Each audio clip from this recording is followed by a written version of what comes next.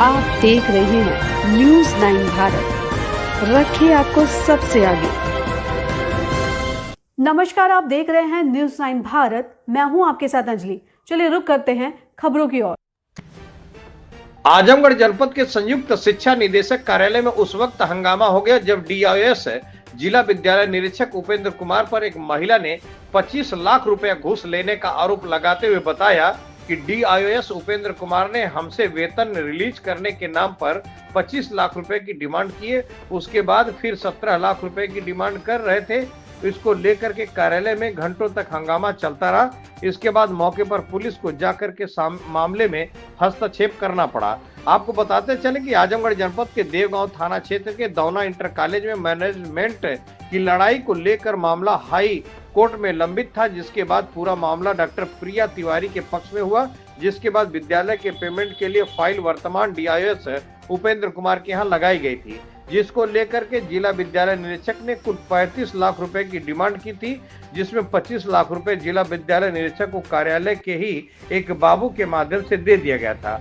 इसको लेकर के भुगतान एक बार कराया गया, दोबारा भुगतान कराने के लिए फिर 15 से 17 लाख रुपए की डिमांड होने लगी, जिसको लेकर के मामला अब विवादों में आ गया है। डॉक्टर प्रिया तिवारी ने जीडी कार्यालय पर पहुंचकर घंटों तक हंगामा किया और उन्होंने मीडिया के सामने बयान दिया कि पेमेंट का भुगतान करने के नाम पर डीआईएस ने उसने कुल 35 लाख रुपए की मांग की थी, जिसको लेकर के भुगतान केवल एक बार किया गया। उसके बाद रोक लगा दी गई और पुनः पैसे की डिमांड की जाने लगी। इसको लेकर के आज हम लोग जेडी से मिले हैं और हम अपना पैसा वापस मांग रहे हैं कि कोर्ट से जो भी फैसला होगा हम उसके हिसाब से आगे कार्य करेंगे। इस पूरे मामले की गंभीरता को देखते हुए और घंटों हंगामे के बाद संयुक्त शिक्षा निदेशक नवल किशोर ने मीडिया को बताया कि मामला संज्ञान में है। हम फाइल को देखकर पूरे मामले की जांच के बाद पूरे मामले में जो लोग भी दोषी हैं उन पर कार्रवाई की जाएगी।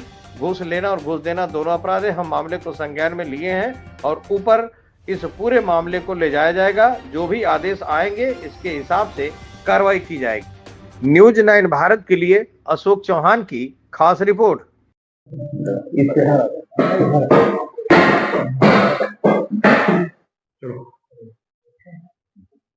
सर, अभी एक महिला और एक पुरुष ने डीआईएस के ऊपर आरोप लगाया है 25 लाख रुपए का घूस लेकर के इन्होंने वेतन अप्रूवल के लिए दिया था।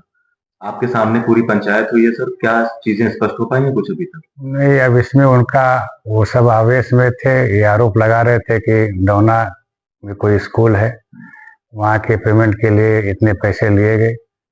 अब शिकायतकर्ता से हम एफिडेविट पर वो कथन लेते हुए तब इसकी जांच करेंगे। उसके बाद ही स्थिति क्लियर होगी कि उनकी बात सही है या नहीं सही है। अन्य स्रोतों से भी पता करेंगे। इसमें पैसा देना भी अपराध है, देने वाला भी उतना ही दोषी है और इसलिए उनको भी ऐसा नहीं करना चाहिए। और अगर कह रहे हैं तो उनसे हम एक एफिडेविट लेंगे, एफिडेविट पर जांच कराएंगे। सर, लेने वाला दोषी है? दोनों दोषी हैं। नहीं, आरोप तो ये भी लग रहा है कि कोर्ट के ऑर्डर होने के बावजूद भी उसका भुगतान नहीं किया गया, जिसकी एवज में अब ये क्या केस की क्या मेरिट है, अब ये जांच के बाद ही स्थिति स्पष्ट होगी। ये उनका कहना है कि हमारा केस सही है, इनका कहना है नहीं सही है, इसलिए स्थगित किया है। अब इसमें क्या मेरिट है क्या नहीं, ये तो केस का अध्ययन के बाद ही पता चलेगा। और जो वो क्यों किया गया, वो दूसरे डीआईएस थे, उनके समझ में आया होगा, उन्होंने किया होगा। अब आप शिकायत चूंकि सामने आई है तो बिना इसके जांच किए कुछ कहना ठीक नहीं। सर, बताया ये जा रहा है कि इस पूरे मामले में 17 लाख रुपए की डिमांड और थी, उसके बाद ही पूरे स्कूल का पेमेंट हो पाएगा। इस तरीके का आरोप लगाया गया है। यहाँ तक कि कार्यालय की दोनों पैसा लेकर के आए थे। अब इसको भी रखी गई जी, इसको भी एफिडेविट में अपनी बात कहेंगे, एफिडेविट से शिकायत करेंगे तो हम इसकी विधिवत जांच करेंगे और जांच के बाद जो दोषी होंगे पाए जाएंगे तो उनके खिलाफ कार्रवाई होगी। भैया आप रोल कर लीजिए। क्या नाम है मैडम आपका? जी, मैं डॉक्टर प्रिया तिवारी। मैडम, आज किस चीज को लेकर के आप डीआईएस और जेडी कार्यालय में आई हैं, क्या विवाद हुआ है? सर, हमारे यहाँ ये चल रहा है कि मैं दौना इंटर कॉलेज, मेरे पिताजी वहीं उच्चतर माध्यमिक विद्यालय में अध्यापक हैं और वहाँ मैनेजमेंट की लड़ाई चल रही थी। 2002 में स्कूल अनुदान सूची में आया। उसके बाद ये लोग 2016 में मुकदमा जीते, उस पर स्टे हो गया कोर्ट से, विपक्षियों ने करा दिया। 16 के बाद ये लोग 24 में मुकदमा जीते तो जज ने फैसला किया कि इस पर स्टे समाप्त था, 16 में ही इस पर भुगतान किया जाए।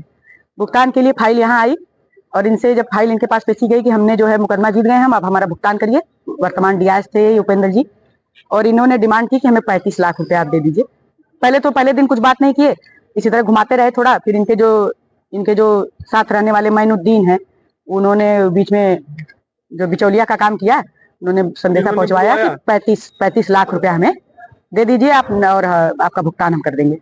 तो पहली किस्त में इन्होंने 25 लाख रुपया हमसे लिया। मेरे घर पर पैसा गिना गया, कैसी कैसी परिस्थिति में मास्टरों ने पैसा जुटाया, और इनको पैसा यहाँ इनके कमरे पर ले जाकर पहुंचाया गया। मैनुद्दीन के ऑफिस में नगद झोले में पैसा ले जाकर दिया गया। इन्होंने केवल 1 महीने का भुगतान किया। उस 25 लाख रुपए में इन्होंने 1 महीने का भुगतान किया। दूसरा इन्होंने डिमांड किया कि मुझे 17 लाख रुपया और अपने चपरासियों का दिलवाइए, बाबू और चपरासियों का, तब हम आपका अगला भुगतान करेंगे। 2 महीने तक इन्होंने भुगतान रोका रहा। विपक्षी डबल बेंच चला गया। विपक्षी डबल बेंच गया तो उसने 1 से 20 तारीख तक, पिछले मई से 24, हाँ 1 मई से 20 मई तक का उसने वेतन कहा कि तब तक की कार्रवाई के लिए रोका जाता है 20 तक। 20 तारीख के बाद कोई कोर्ट की तारीख नहीं पड़ी, तो हाँ वो सुनवाई नहीं हुई, तो कोई इससे बढ़ा नहीं। उसके बाद ये हुआ कि अब भुगतान करना है, ये नहीं किए, लटकाते रहे 9 महीने तक इन्होंने लटकाया। फिर जब वीरेंद्र प्रताप सिंह सह जिला विद्यालय निरीक्षक आए कुर्सी पर, तो इन्होंने फाइल फिर से पढ़ी, इनसे हमारी बातचीत हुई, अध्यापक आए, इन्होंने वेतन भुगतान किया क्योंकि सही था। इन्होंने 9 महीने का वेतन भुगतान कर दिया। ये फिर आए, ज्वाइन किए, और इन्होंने कल वेतन रोक दिया। फिर मई से मांग की और इन्होंने वेतन रोक दिया। मैडम, सबसे बड़ी बात ये है कि आपने जो 25 लाख रुपया दिया था, वो किस बात के लिए दिया था? वेतन भुगतान करने का इनको। आपके अपने वेतन भुगतान के लिए? नहीं, हाँ, मेरे वही पूरे विद्यालय की इन्होंने डिमांड की थी कि 25 लाख रुपया चाहिए। ठीक, उसमें चपरासियों के वेतन का क्या इशू था? उस सबका एक साथ था। बस उनको ये था कि अध्यापक जो है, हाँ पहले आप 25 दीजिए, फिर आप हमें 17-18 लाख रुपया और दीजिएगा, आगे का सारा फिक्सेशन वगैरह करके हम आपका वेतन भुगतान कर देंगे। पैसा किस तरीके से दिए थे आपने? नगद, इन्होंने नगद की डिमांड की थी। 22 मार्च 2025 को हमने पैसा इनके रूम पे पहुंचाया था। कैसे पहुंचाए थे पैसा? नगद झोले में।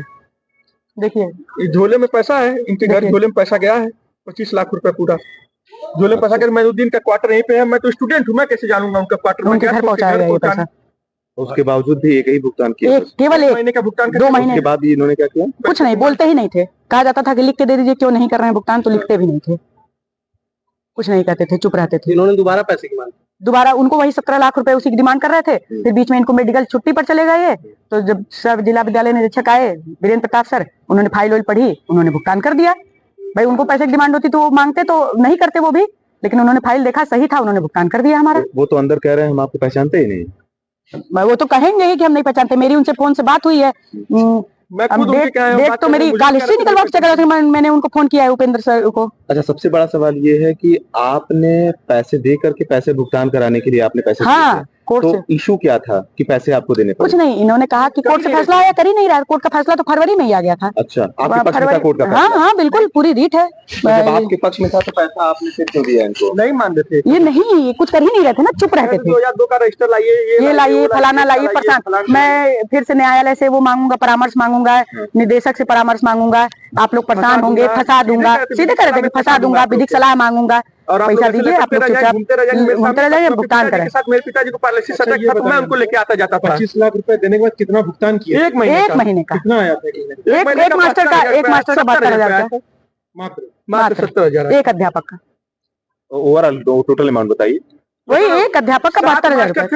70,000 की। अच्छा, 7-21-2 हाँ अभी के लिए फिलहाल इतना ही काफी। बने रहिए हमारे साथ। छोटी से बड़ी खबर जानने के लिए न्यूज़ 9 भारत पर अब चाहूंगी इजाजत। नमस्कार।